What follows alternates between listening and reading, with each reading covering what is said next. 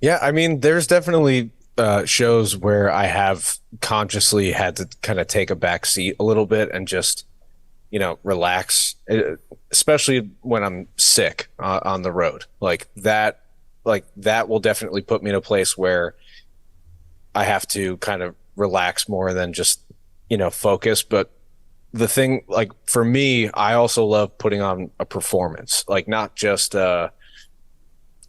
playing a technical set and playing it perfect. I don't mind if I make like a tiny little mistake here or there if it means that I'm putting on a good show for the crowd, because one common thing in technical and progressive music is sometimes, or a good portion of the time, when you go to see the band, they're not very animated on stage.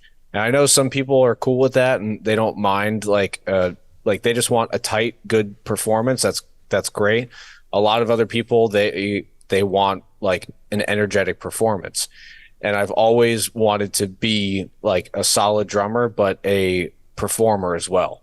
And, you know, a drummer that people could remember, or, could be like, hey, like that drummer, like he puts out a fun show. He's pretty theatrical, or whatever it may be. So it's like, when I get on stage sometimes, especially if the energy in the room is electric and, like everyone's feeling good, I kind of almost take on this like wild man personality behind the kit, and I end up just going a little bit more nuts.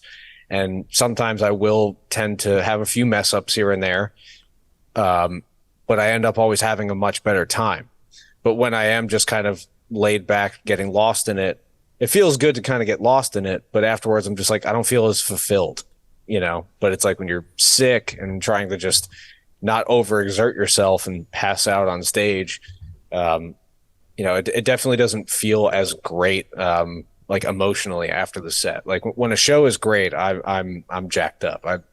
I'm feeling amazing. But when I have to kind of take that back seat and just calm down and not go as hard on my vocal parts as well, it's a bit of a bummer.